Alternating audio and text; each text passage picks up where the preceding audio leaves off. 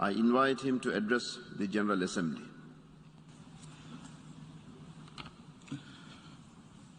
His Excellency Mr. Abdullah Sahid, the President of the General Assembly, His Excellency Mr. Antonio Guterres, United Nations Secretary General, fellow leaders, Excellencies, distinguished delegates, ladies and gentlemen, it is my distinguished honor and pleasure on my own behalf and that of my 8 million plus people and government to join other global leaders in addressing the General Assembly today.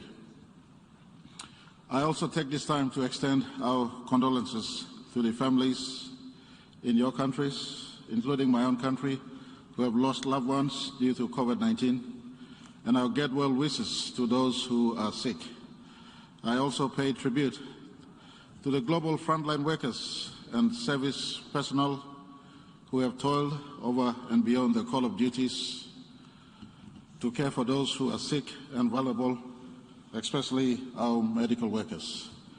Mr. President, this being my first attendance at this global forum, I am greatly humbled and warmly congratulate you and the government and people of the Republic of Maldives on your mandate, particularly as a small island developing state, to lead our collective work this session. This is compounded by the intensifying and worrisome global climate crisis, accelerated by biodiversity losses and other humanitarian, peace, security, and trade-related issues that poses great challenges to the way we now manage our regional and global and socio-economic affairs. Despite all these challenges, we are heartened by your foresight, commitment and leadership under your Presidency of Hope, Vision and Term. We pledge our total support to you and offer our partnership during your tenureship as President of this August Forum. Mr. President, I also thank your predecessor, His Excellency Mr. Volkan Bozkır, and the delegation of Turkey for his excellent leadership and outstanding work this past year, under, of course, very challenging circumstances. We wish him and his family all the very best. I want to place on record Papua New Guinea's deep appreciation and support to our friend, the Secretary General of United Nations, His Excellency Guterres, for his continuing bold and decisive leadership of work for our United Nations in as far as the United Nations mandate and charter is concerned.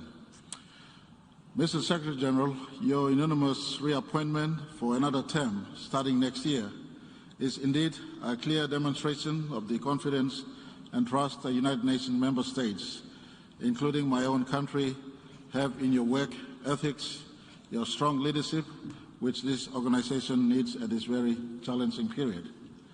I thank you for your frank and sobering assessment of the challenges before us and your proposals on how we confront these challenges practically and at multilateral levels. Mr. President, I bring to you all greetings from Papua New Guinea in the blue, peaceful Pacific Ocean. The Pacific Ocean, or the blue Pacific continent, is home to marine and terrestrial biodiversity and is where the most vulnerable small island states are being exposed to the global threats of rise in sea level due to climate change and the health and the associated economic woes brought about by the COVID-19 pandemic. I speak for Papua New Guinea, of course, but the issues will no doubt resonate with the small island states, including those of my Pacific brothers and sisters. I also believe, Mr. President, that you too will have some appreciation on what these issues are, because you come from a small island state yourself. Our ocean homes and our way of life is intertwined with the coastal ecosystem in its nurtured by human influence. And for us small island states, not in our making. But we are the first victims and the most affected because of our inherent vulnerabilities. Mr. President, as we convene and continue to speak on climate change in the ambiences of our 21st century, post-halls like this August United Nations Assembly, may I remind us all that little children and their families who are living in the seas of earth are living in fear and uncertainty of what their future will be like. This is because in their lifetime they have seen their arable and safe lands lost due to sea level rise and are watching as the structures that their lives are built upon slips away. It is time the big carbon emitters of planet Earth own up and apologize to small island states and all other victims of climate change. And I make this statement with no apologies. And today I make a call for all of us, and especially to the big carbon emitting nations who are now enjoying their national economic transformations through industrialization, to pause, think, and take responsibility to save our planet. I am comforted by the recent commitment by President Joe Biden and Prime Minister Boris Johnson on the respective nations' intention to respond better to tackling climate change issues. Mr. President, I also hear of China's positive response and note that it is good we are now uniting to save our planet. We have a collective responsibility to take actions to save Earth. Mr. President, when astronaut Neil Armstrong walked on Moon on July 20, 1969, he would have looked back to the direction where he came from. And I assume that he would not have seen his beloved home state, the United States of America. He would have seen his home planet, planet Earth. It is the survival of Earth that we must now take action. I want to make this statement: enough of talk. We have to take actions commensurate to the volume of emissions from our industries. Leaders of the big carbon emitting nations must now lead the global effort in rebalancing the environmental equilibrium. It is a hard ask, but really a necessary call for leadership and champions. I point to all nations on earth to embrace the unity of humanity to save our planet, because what happens in Africa will and does affect Europe. Whatever happens in Asia will affect America, and whatever happens in Middle East will affect those of us in the Pacific, and vice versa. We live in one planet, one atmospheric envelope, one interlinked environmental ecosystem. Hence, as one humanity, we must rise and unite to preserve our one planet, our home. To not to do so is foolishness, and we are doing so at the peril of our children and their children if, of course, Jesus Christ doesn't come back soon. Mr. President, Papua New Guinea recognizes the need to save Earth, and we too are contributing and will contribute to preserve our Earth. God has blessed Papua New Guinea with about 13% of world's tropical rainforest and 6% of its biodiversity. These global assets we want to preserve. One lesson I have learned from the COVID-19 experience is that oxygen is number one human need. With less oxygen, and COVID-19 has shown us that, an individual suffocates and dies. Well, you ask this question: who produced the oxygen for Mother Earth? The trees, of course. If the world's rainforest reservoir were a global lung, we in Papua New Guinea have a significant proportion of this organ that keeps the world breathing. We also function as a great carbon sink. We have this significant asset for our planet. And I, as chair of the Coalition of Rainforest Nations, Papua New Guinea stands at an important crossroad. We are a net remover of the carbon from the atmosphere. The removal capacity from our forests is over 100 million tons per year. Our energy emissions at present is really around 10 million a year. Therefore, if the RED Plus mechanisms delivers as it should be, Papua New Guinea can remain where every country needs to be by 2050 under the Paris Agreement, a net remover of carbon from the atmosphere.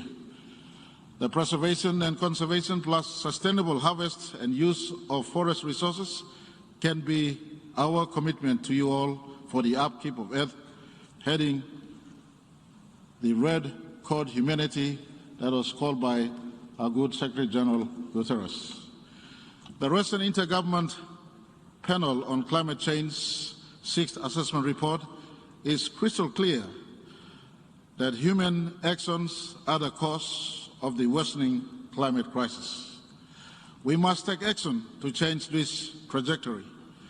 We have long said that climate change is serious, it's a very serious existential threat to our national security and well-being. Therefore, the climate security nexus reality must and cannot continue to be denied by the Security Council, as it would be dereliction of duty to all people worldwide on the part of the Council. We welcome the increasing support of the Council on this important agenda. Mr. President, let me also welcome and commend the excellent leadership and efforts by the United Kingdom as COP26 President-designate, Italy also as the co-host of COP26, and the United Nations Secretary General in rallying the international community to take bold decisions and practical measures necessary to deliver on the Paris Agreement commitments. I cannot overstate the urgency and the ambitious actions needed under the Paris Agreement to undo the serious damage humanity has caused to planet Earth. I will also continue to advocate strongly that responsibility must be assigned correctly, appropriately, and proportionately to the scale of damages done. Mr. President, during COP26, I will be seeking to progress a number of issues on behalf of Papua New Guinea and the wider Pacific Blue economy. We must all commit to the energy targets, deal with the land use, and advocate for the preservation of biodiversity and be more bold in climate financing commitments. These issues, which are important to Papua New Guinea and the Pacific Island Forum countries, and we will be seeking support and advocacy from developed and industrialized countries to back our domestic and regional efforts towards adaptation and mitigation through global funding assistance. I will be seeking and understanding to build a special set of criteria that is simplified to enable us to qualify for financial support for adaptation and mitigation strategies. Mr. President, I join the previous speakers in calling on the international community to collectively meet our Paris Agreement obligations and submit individual, nationally determined contributions without delay. Papua New Guinea was amongst the first countries to submit our NDC in 2020, outlining our goal to be carbon neutral by 2050. This plan includes drafting of our NDC plans, implementation plan regulation and alignment of NDC adaptation and the National Adaptation Plan, thanks to the support we received from the United Nations Development Programme. We want to see our major carbon emitters in the industrialized nations to be very genuine and committed in their actions to fund climate change mitigation and adaptation. Our failure in that regard is a denial of that responsibility. We wish to advocate also that the $100 billion annual commitment by developed countries to the developing nations on climate financing must be considered different from official development assistance. This will allow its guidelines to be sensitive to the climate change mitigation and adoption agenda and their specific requirement. For Papua New Guinea as a natural gas and oil exporting country, We are working towards ensuring our carbon footprints is minimized by implementing our Sustainable Development Goal 13, Roadmap 2020 to 2030 on climate change, launched last year. However, despite the multiple project submissions for climate financing, Mr. President, Papua New Guinea has had little or limited success in accessing these funds, except for technical assistance in developing the fiduciary framework. This is quite disappointing, Mr. President. We need to see a more practical demonstration of genuine commitments. Other forms of assistance towards climate change adaptation and mitigation must also be streamlined to lessen the increasing debt burdens in small island states to free up the required fiscal space to support the economic recovery efforts from the COVID-19 pandemic and achieve sustainable development.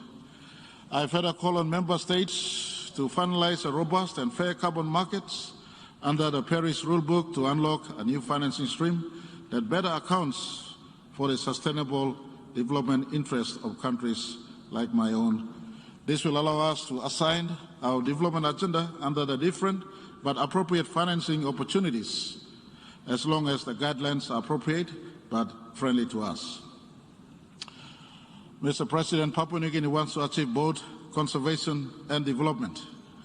In forestry, we have ceased issuance of new timber permits and renewal of existing ones, and will achieve complete round log export ban by 2025. We want to move into value adding and downstream processing. We have adopted and designated a large conservation area in one of our provinces, Northern Province to be exact, as a pilot program in partnership with a regional environmental program, which will give us the learning experience we need for further designations of conservation areas. We are also in the process of establishing NDC roadmap for agriculture, forestry, and other land use and energy sector. Mr. President, COVID-19 will continue to remain our biggest challenge.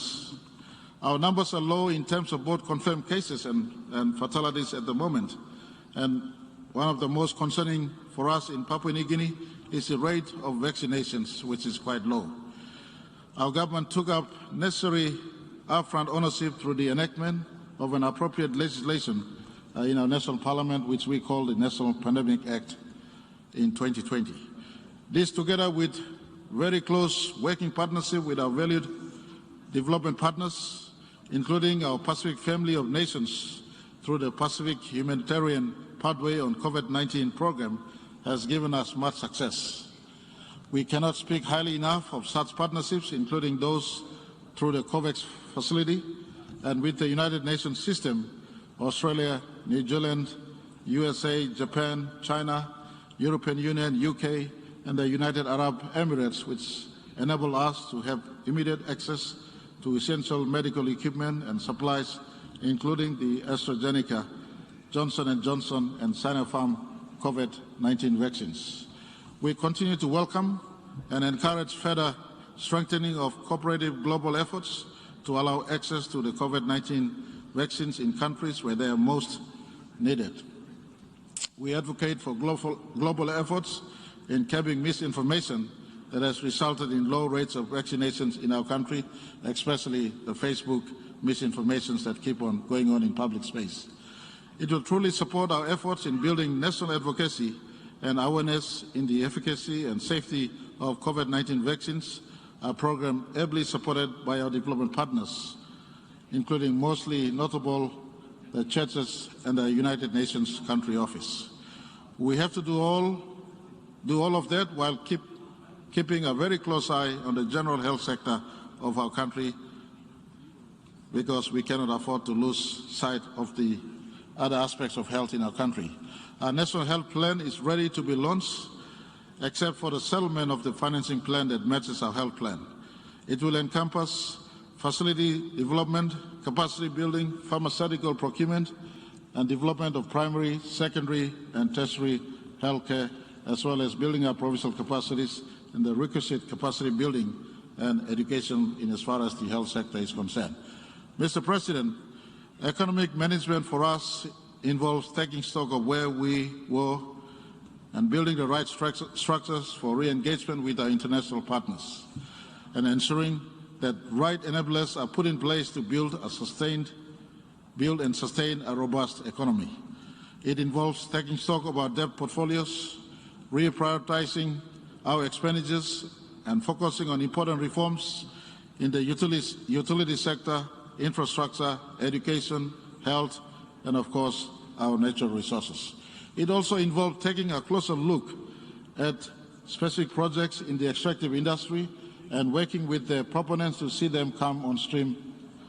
And for the last 2 years, the bulk of our effort was to ensure that we achieved really a fine balance between the adherence to our COVID-19 protocols and requirements, but at the same time trying to find a balance between ensuring that our economy was opened and was functioning. Our work in the transparent stocktake of our debt portfolios have resulted in attracting strong support from the World Bank, from the IMF, and has provided important platform for support from our bilateral partners like Australia and Japan, and for this we are truly very, very grateful. We acknowledge the support to us at this important time when COVID has hit us and our economy is struggling. We continue to advocate for the use of our natural resources, but the foundational tenet is that the development of these resources are to be done on the premises that all stakeholders have a shared interest in these developments.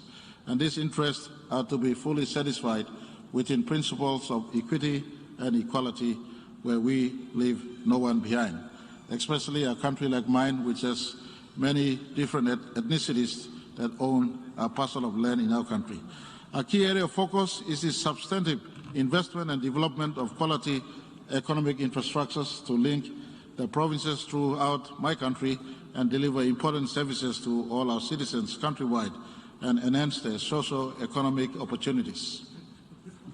We have embarked on a very important Connect PNG program, which is trying to connect a rural Papua New Guinea together into one another, which is building and expanding key infrastructure and assets such as national roads, wharves, jetties, airports, airstrips, and punching new road corridors, and information and telecommunication network, and electricity access to the majority of our population. This is the stimulus for economic transformation of our people. This is done as required by our national constitution, and for those who might need to know, Papua New Guinea was only independent as late as 1975. And this is totally in alignment with our National 8-Point Plan, our PNG Vision 2050, our Development Strategic Plan 2010 to 2030, our Medium-Term Plan 3, 2018 to 2022, and the 2030 Agenda for Sustainable Development to better deliver socio-economic prosperity for the country, and we hope by this we would become a middle-income earning country by 2050. Mr. President, growth for PNG continues to be off at the back of our petroleum and energy and the mining sector, which contributes around 60% of our gross domestic product. We continue to advocate for these developments to take place and do as much as we can and as hard as we can to advocate for important policies in those sectors. Our policies on developments in the extractive sector has begun to be cognizant of the diminishing financing envelope from external sources such as loans and grants. At the same time, we have had to move towards better management of our national public debt. We strongly recognize the importance of generating sufficient revenue from our own domestic sources to complement external budget support for our national development priorities. As you would know, Mr. President, the General Assembly 2030 Agenda and the Addis Ababa Financing Development Framework calls for such. And it is in this spirit that my government has embarked on reviewing and reforming our legislation and policies in the resource sector to ensure appropriate levels of national content in projects and facilitate fair and equitable returns for all stakeholders with shared interests. At the same time, we continue to value and respect and uphold our partnership obligations with the private sector in our natural resource sector. And Mr. President, may I say we remain open for business and therefore welcome bona fide international investors to join us in exploring opportunities that are still available in my country. Mr. President, my country continues to enjoy partnership with important multilateral financial institutions. Let me take a moment to thank the World Bank. I thank IMF, I thank ADB, and of course our valued bilateral partners, including Australia, New Zealand, Japan, China, India, European Union, the United States, for supporting my government's development priorities. It would be remiss of me not to also acknowledge the excellent work undertaken under the leadership of the Prime Ministers of Canada and Jamaica and the United Nations Secretary General for financing for development needed particularly in developing countries to recover and build back from the COVID-19 pandemic. Our call Papua New Guinea strongly supports. Mr. President, my government has prioritized investing in the agricultural sector as an engine of economic growth and prosperity for our country. The strategic interventions are a combination of credit scheme that we've engaged upon, freight and price subsidy for our rural farmers, which has helped broaden the scope and reach the agricultural production sites in our country. This will not only help broaden the tax base and generate additional revenue the country needs for development, but also, more importantly, improve our rural communities and their livelihood and enable them to be proactive in as far as our nation building is concerned. Our largely rural-based economy is dependent on subsistence agriculture. It is my government's desire to transform the agricultural sector into a reliable, commercial and sustainable food system that will address food security and climate resilience, as well as conservation and management of our vast biodiversity. To support this, we have set targets to increase cash crop production by 30% and also increase livestock production by 30% by 2025 and develop taxation incentives for our local farmers. Additionally, this includes the formulation of an agriculture and livestock diversification plan by 2025 and our efforts to increase downstream processing by 30% in 2025 and ensure local landowners and provincial governments participate in the equity sharing and downstream business and the spin-offs that are associated with it. Mr. President, our efforts in the agricultural sector ties in well with the important global efforts under the United Nations Food Systems Summit convened virtually yesterday by the United Nations Secretary General. For Papua New Guinea, we have identified 5 key priority actions that forms our national pathway to transform our food systems in ways that will build a sustainable, equitable, resilient and healthier food system in our country. These details were said in our national statement at the Food Systems Summit yesterday evening. However, I would underline that my country, with its arable and abundant land, has the potential to serve as a food basket for Asia-Pacific region and beyond, particularly at a time when food security around the world is now being threatened by the ravages of climate change, sea level rise, and the other crises. We therefore welcome multi-stakeholder partnership and investment to transform our organic food systems to address the global challenges relating to hunger, poverty, malnutrition, food security that fosters better health outcomes for our people and the communities and to deliver on the SDGs. Mr. President, in the energy sector, we recognize the importance of energy transition to renewable sources to move significantly away from fossil fuels and to options including hydro, solar, wind, and geothermal energy. We also have options to clean gas energy. Our government has, since 2018, under the auspices of the Asia-Pacific Economic Cooperation, we have been working with our development partners, Australia, Japan, New Zealand, and USA to be exact, on the Papua New Guinea electrification program.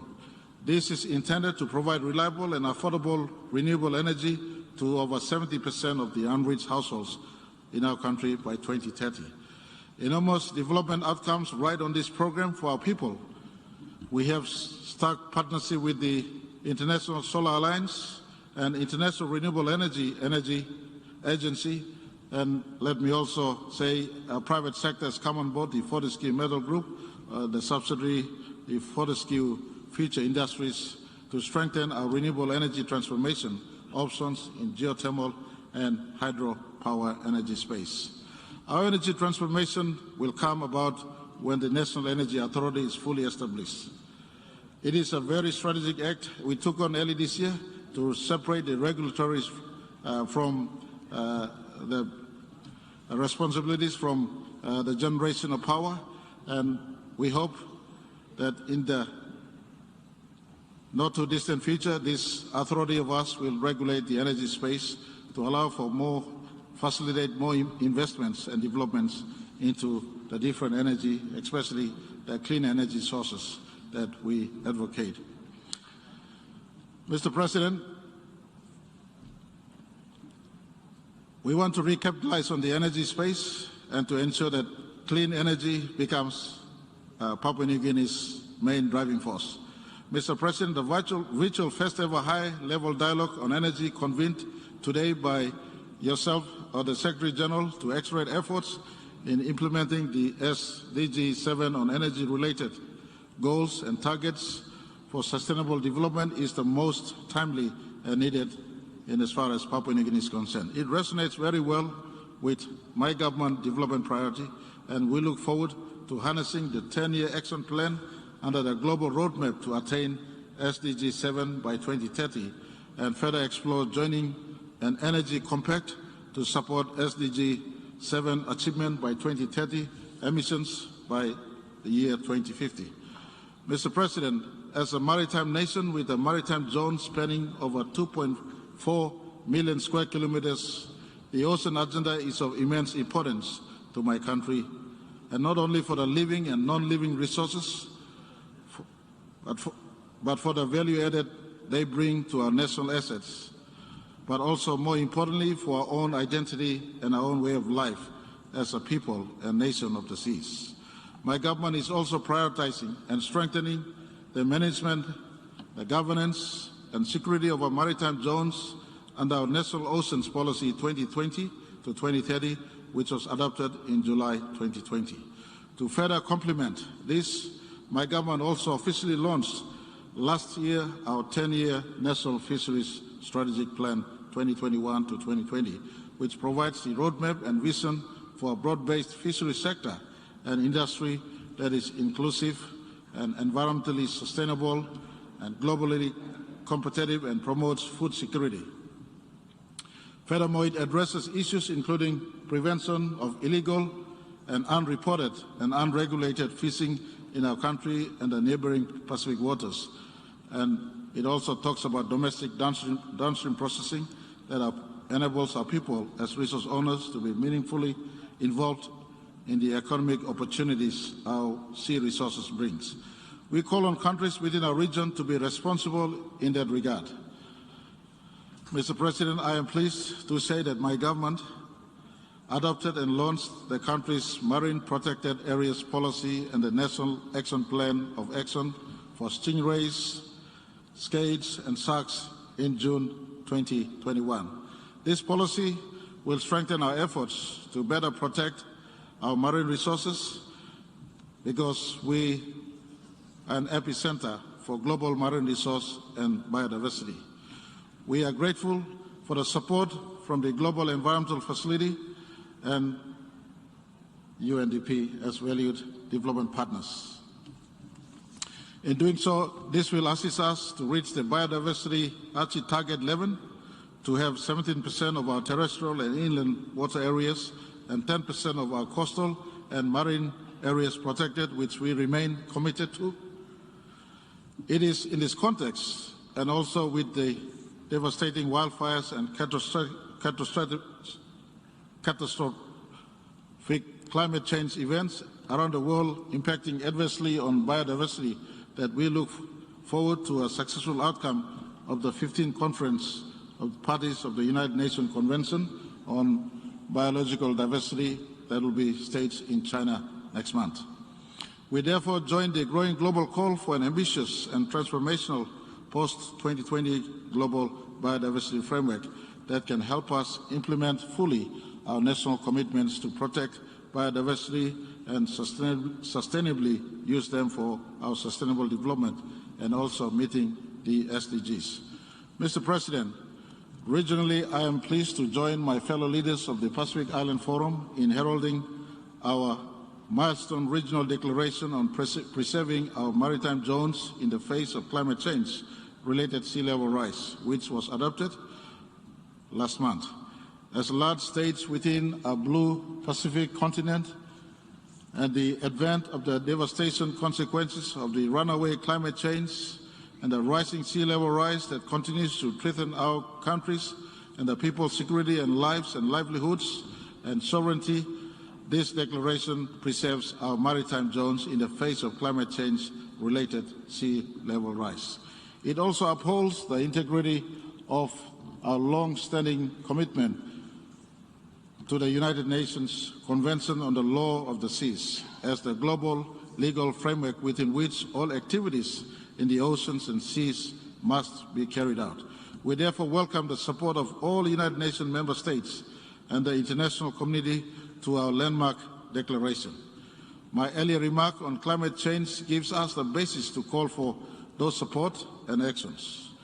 Mr. President, in terms of peace building, my government recognizes the fundamental role the United Nations plays in supporting sustainable development and peace building.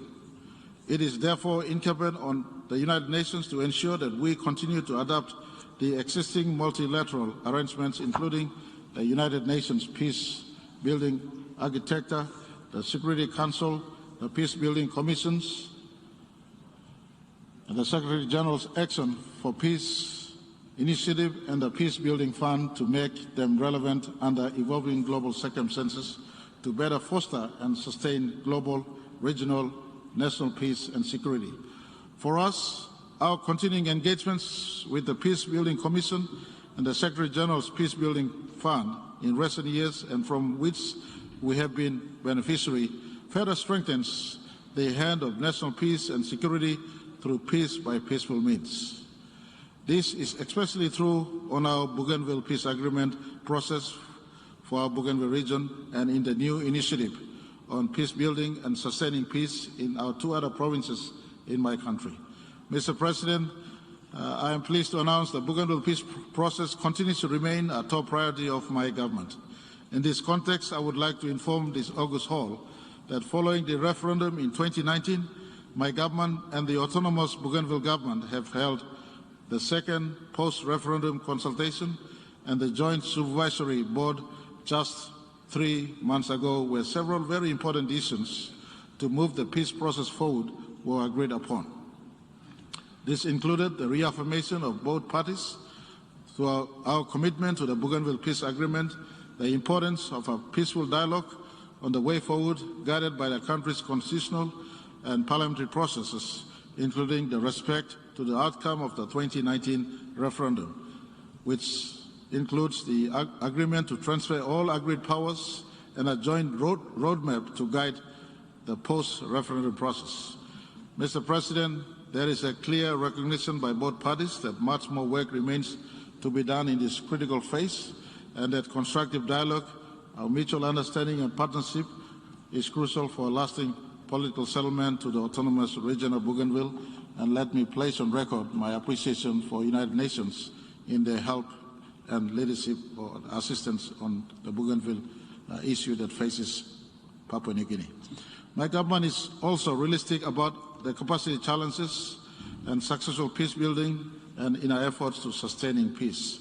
The continued support and partnership of the Peace Building Commission, the Secretary General's Peace Building Fund, and the wider United Nations system and other development partners will be vital to ensure dividends of peace is shared and becomes long-lasting. I do acknowledge the strong support by the United Nations in chairing the consultation process and the supporting initial engagement of a moderator for these talks to take place. I would also like to put on record our sincere appreciation to our valued bilateral and multilateral development partners, and again including Australia, European Union, Japan, China, Germany, Ireland, New Zealand, the United States, the United Kingdom, and the entire United Nations systems for their continuing commitment and support towards the Bougainville peace process, and the recent initiative in the two provinces in the Highlands part of our country to look forward to a better work with all development partners on this important priority that my government is undertaking.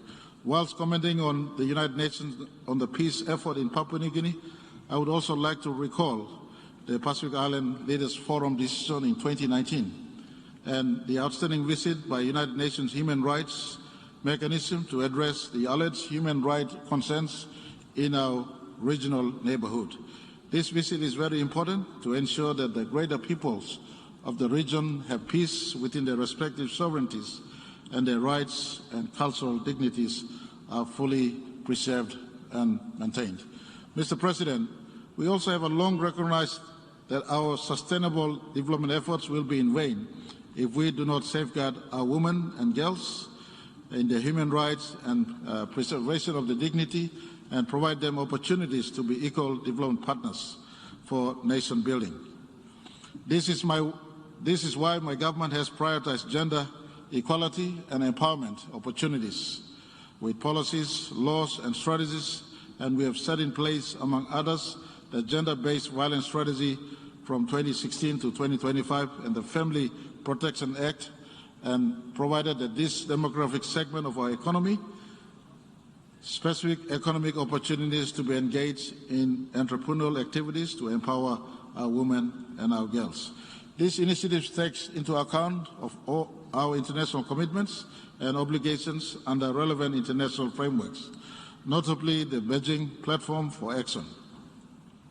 We recognize that much work remains to be done, but we are determined and committed to do what is right for our women and our girls, as our country's future prosperity and security also depends on how we treat them today and into the future. This is clearly demonstrated recently by the groundswell of support to combat and end the scourge of gender-based violence in the country. I am pleased to note that this year my government, with the support of the parliamentarians to end gender-based violence, established by Partition Special Parliamentary Committee on Gender-Based Violence to inquire into gender-based violence in the country and propose recommendations and measures to combat and end the scourge of gender-based violences. A report of this important work has been tabled in Parliament, and we are working towards implementing it. This will complement the work done under a European Union-led and United Nations supported Spotlight initiative for ending violence against women and children, which was jointly launched when the United Nations Deputy Secretary General Ms. Amina Mohammed in March of 2020 visited Port Moresby. I really want to thank Her Excellency for this visit. It was not only a visit to the capital city, but she did step out into rural Papua New Guinea. We are also embarking on the administrative measures for quotas for women representation in our national parliament. The inadequate representation of women in parliamentarian is a continuing concern for us in Papua New Guinea. We are optimistic to set in motion this initiative at our next general election scheduled for July 2022. These are but some of the key issues my government is now working in our third cycle universal periodic review report to be presented to the Human Rights Council in November of 2021. Mr. President, before I conclude, I would like to reiterate our call on the General Assembly to do better in delivering on the reforms of the United Nations Security Council. This important organ, entrusted with the international community's peace and security, with its archaic representation and working methods, is in dire need of an overhaul to ensure it meets with today's reality. We are concerned that it has been nearly 12 long years now since the first round of the intergovernmental negotiations for the reforms of the Security Council, and the costs keep on escalating for countries like ours. Despite all the extensive efforts on the 5 agreed elements of the IGN package, it still does not have any formal status to this date. For my delegation, a single consolidated document now and not in the indeterminate feature is indeed needed for real negotiations to pave way for the reforms